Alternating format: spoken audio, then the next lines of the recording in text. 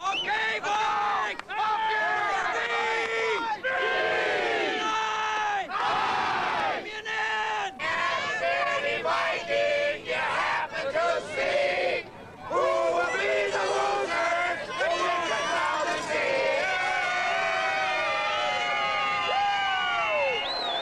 There are times when an athletic event transcends the boundaries of sport and becomes embedded in a nation's consciousness. In 8 seasons, the Super Bowl has become such an event. The Minnesota Vikings had come this way before, only to suffer a shocking loss to the underdog Kansas City Chiefs in Super Bowl IV. Now, 4 years later, they stood on the threshold again, but this time, they were the underdogs. In those same 4 years, the Miami Dolphins had risen from the dregs of the sport to a world championship. Today, they would defend that championship amid the celebration of Super Bowl VIII.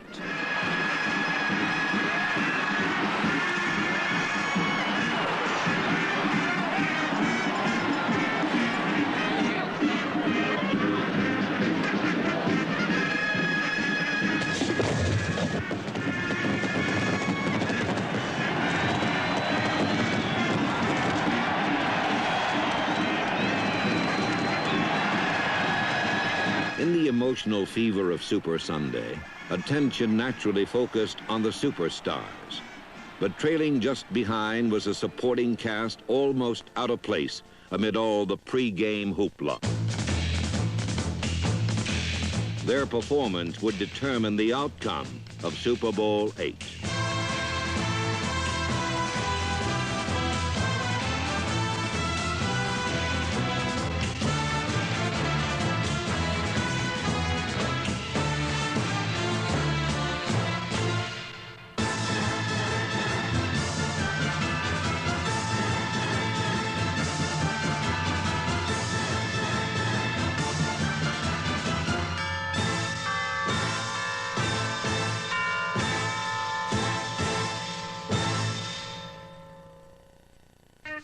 In Super Bowl VIII, the Miami Dolphins would try to duplicate Green Bay's back-to-back world championships.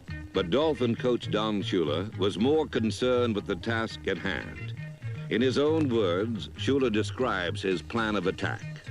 Going into Super Bowl VIII against the Minnesota Vikings, we felt one of the critical areas of the ball game would be the ability of our offensive line to handle Minnesota's great defensive line, and they predicate everything on coming off the ball as fast as they possibly can.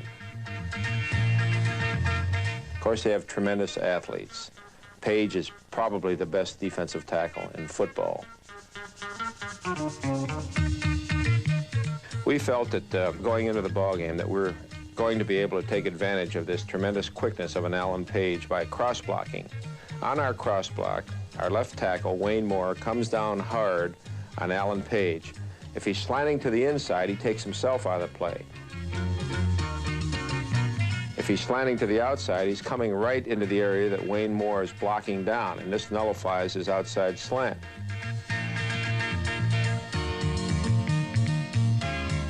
Kuchenberg, on this play, lets Wayne Moore go first, and then he pulls to the outside, and he blocks out on their defensive end. The play was very effective, and it was only because the cross block was the type of blocking that should be used against these hard-charging defensive linemen. There were 2 plays that we had set up in the ball game to take advantage of the experience of a Carl Eller and a Jim Marshall. Eller and Marshall have been playing so long that every time that they read the blocking pattern of the offensive line, they react instinctively to this blocking pattern. The play starts out as a trap on the defensive end. And when the defensive end reads and reacts tough to the inside, then the ball carrier, instead of cutting inside, continues to the outside. And we made everything look like it was the inside trap play. When Eller closed to the inside, then we still were able to get the ball outside to Mercury Morris, and it was a very effective play. Another way that we were able to make the defensive lines hesitate was misdirection. The offensive linemen pull in one direction. The backs start out like they're going with the offensive linemen. And then Larry Zonka comes back with the football against the flow. And this is a effective play because it starts out like it's going in one direction, and then it ends up going in the opposite direction, hence the term misdirection. The Dolphins had drawn first blood with a drive that approached perfection and set the tenor of what was to follow. The offensive line had been brilliant as they outmaneuvered, outflanked, outthought, and outright handled the feared purple people. Mixing cross blocks to take advantage of Page's quickness, negative influence traps to get outside Eller and Marshall, and misdirection, Miami swept 62 yards in 10 plays for a 7-0 lead. In the crucial opening confrontation, Miami's offensive line had met the foe and established a decided advantage. Now it was Minnesota's turn. The Vikings' offensive line knew they had to retaliate quickly, and they fired out with purpose.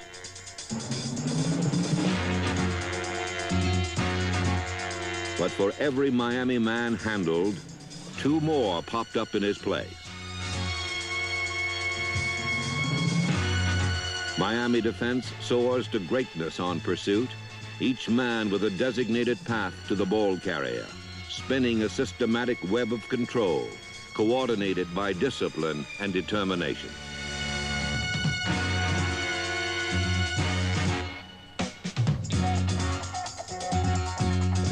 The many-headed monster of Miami pursuit was especially frustrating to Rookie of the Year Chuck Foreman, number 44.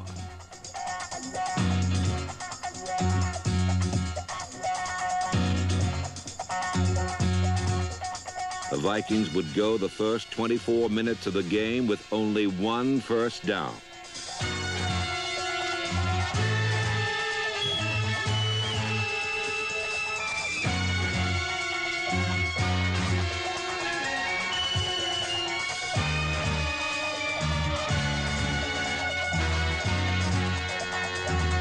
Miami buried Minnesota with pursuit and then turned the ball over to Bob Griese. Much pre-game speculation surrounded Paul Warfield's pulled hamstring, so Griese sent number 42 in motion, spreading the Minnesota secondary. With the flow going outside, Griese dropped straight back, then looked over the middle and found tight end Jim Mandich. Having already established the running game, Jim Langer and Bob Kuchenberg switched to pass protection, double-teaming the furious rush of Alan Page, giving Griese time to complete 4 for 4 in the first quarter.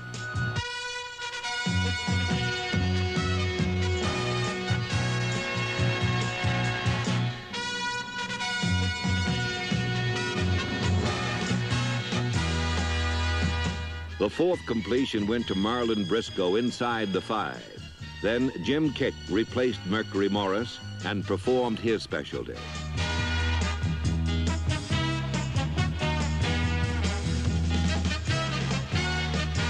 With 2 plunges, Kick took the ball over for Miami's 2nd touchdown.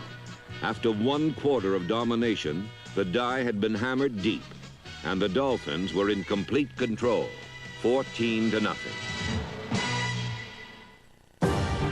Stay tuned for more Film Session. Now the Dolphin defense turned to its 53. Bob Matheson carried in the 53 defense, providing an extra linebacker for Miami's zone pass coverage. With a 2-touchdown advantage, the Dolphin zone was calculated to prevent long gains and make the short ones painful. Number 10, Fran Tarkington, would complete more passes than any quarterback in Super Bowl history. But the swarming Dolphins kept control by shutting off the passes he needed most. Each time Tarkington looked deep, his game breaker was under wraps.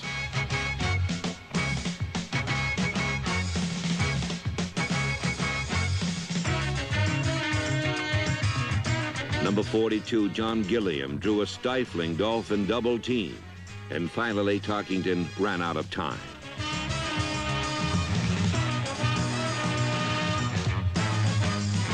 While Miami's 53 defense handled the job of prevention, Don Shula paced the sideline, devising a new plan of attack for his offensive line.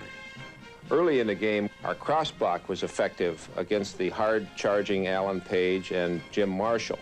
You could see the concern on the part of the Minnesota Vikings football team when they felt that they were being hurt, yet they knew that they were taking their own responsibilities.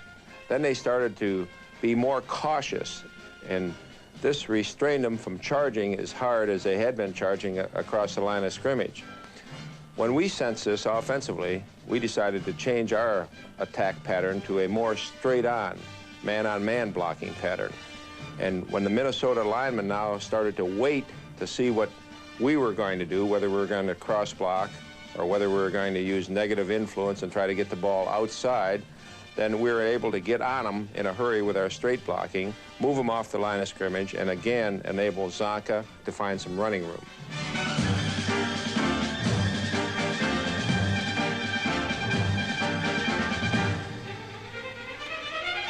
With a change of strategy, the Dolphin running attack now turned to simple, brute power.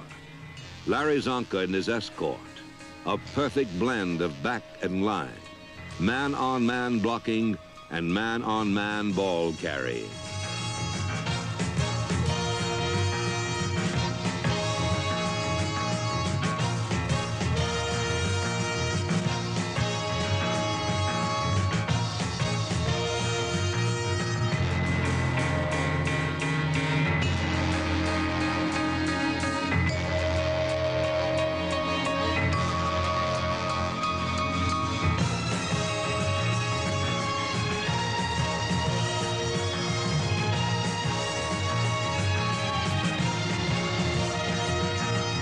At last, Minnesota ganged up to stop Zonka, inches short of a first down, leaving Garo Yepremian a chip shot from the 28. Zonka and his blockers had padded the lead to 17-0, and with time running out in the first half, the Minnesota offensive line had only one way to go.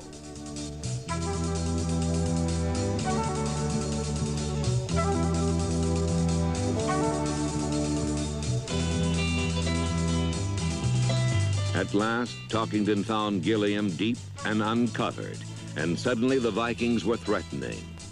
With time slipping away, Talkington bootlegged his team even closer.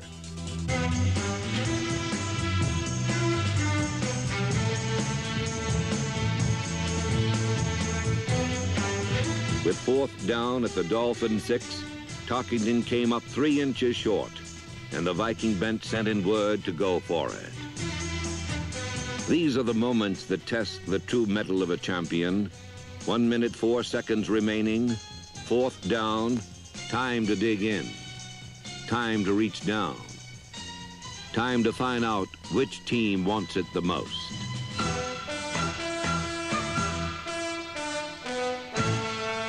Out of the pile rose the Miami Dolphins victorious. A replay shows why. For an instant, the Vikings had split the Dolphin defensive line, and number 62, Ed White, was leading Oscar Reed to the end zone. But number 85, Nick Bonaconte, closed quickly to meet Reed at the line of scrimmage, jawing the ball loose in first down territory. Miami's Jake Scott decided the issue with a diving recovery. Once again, a key confrontation had fallen to Miami. Minnesota's sudden uprising had yielded not 1 point, and the half ended with the Vikings discouraged and down 17-0.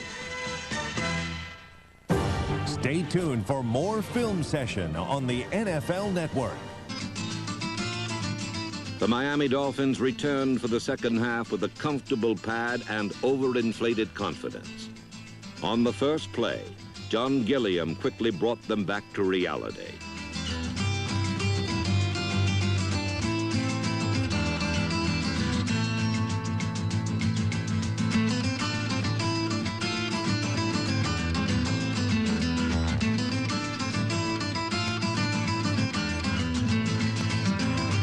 Gilliam flashed for 65 yards, but back upfield, a clipping penalty cost the Vikings 45 yards of field position. The reprieve gave Manny Fernandez and the Dolphin defense a chance to regroup and handle a new Minnesota tactic. Fernandez stacked over center, then Tarkington sprinted out in an attempt to clear Dolphin pursuit. Fernandez never gave him a chance.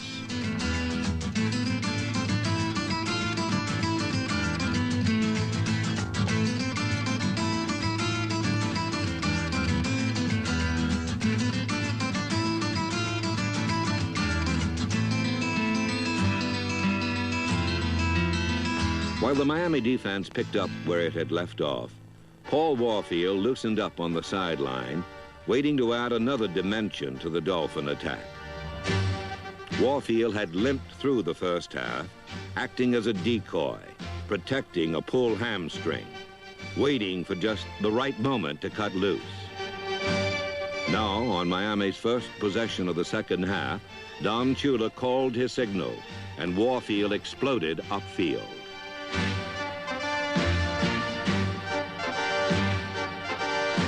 The tender muscle had responded, and natural greatness did the rest. This was a day of destiny for the Miami Dolphins, a day when even their own mistakes could not defeat them. As he drove his team toward another TD, Bob Greasy realized he had forgotten the snap count. He turned to ask his backfield, but they didn't know either, so he turned back to take his chances.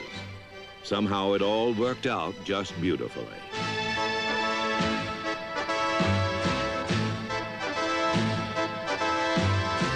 Larry Zonka blasted in, and the broken play gave Miami an awesome 24-0 advantage.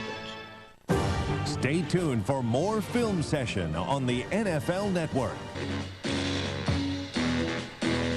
The Vikings had been pushed around and penalized all afternoon. Finally, their cool veneer wore thin, and angry rumblings began to break through.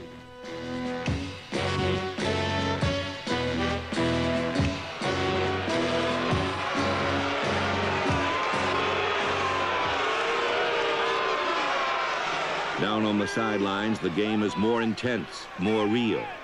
Now, although hopelessly behind, the aroused Vikings would strike back in anger at the source of all their frustrations.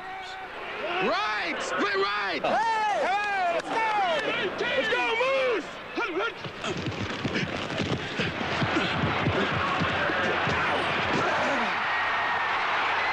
to stick him, Carl, baby! That way to stick! Let's go! Come on, Greasy, get up! Get up! Let's go, Moose!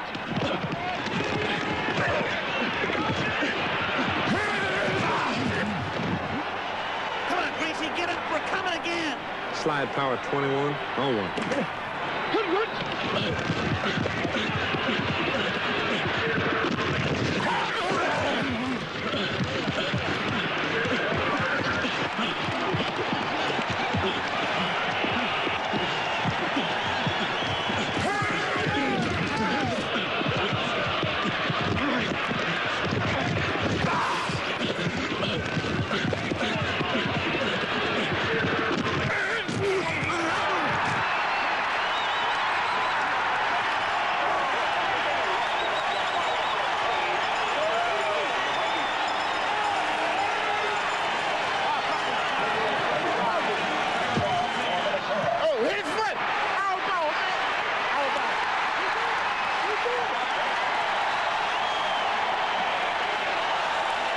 Fittingly, Minnesota's last flurry ended in frustration, as an offside penalty negated a successful onside kick. At last, the joy of Super Sunday had all drained away. The Minnesota Vikings had been decisively defeated, but it was more a result of Miami brilliance than their own failure. Minnesota had simply met the irresistible force and had been crushed. Defensive end Carl Eller summed it up best when he said, "I have never seen a more dominating team than the Miami Dolphins. All afternoon, I had the feeling that the outcome had already been decreed on high before we even took the field. It seemed I could hear Scottish bagpipes in the distance, keeping time as they came after us, wave after wave, gaining ground so easily, they seemed to be floating in suspended animation.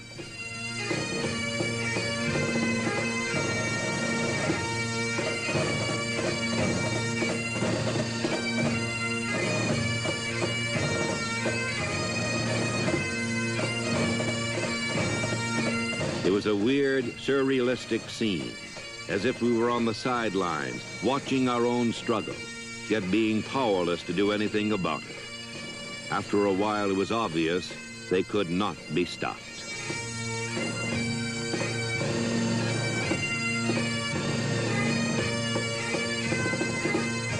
For Carl Eller and the Minnesota Vikings, Super Bowl VIII was a strange nightmare. For the Miami Dolphins, it was a dream of near perfection, a performance unequaled in Super Bowl history. As time ran out, accolades rained down on the Miami superstars. Larry Zonka had convinced the nation of his greatness with a Super Bowl record 145 yards rushing and was named Player of the Game. But there were others who shared at least equally in his accomplishment. 5 anonymous men had turned in a performance of artistry and rare beauty that few who watched the game were even aware of. Yet their coach and teammates knew, in the end, the game ball was in appropriate hands, as the Miami Dolphins, one and all, earned the right to be called world champions.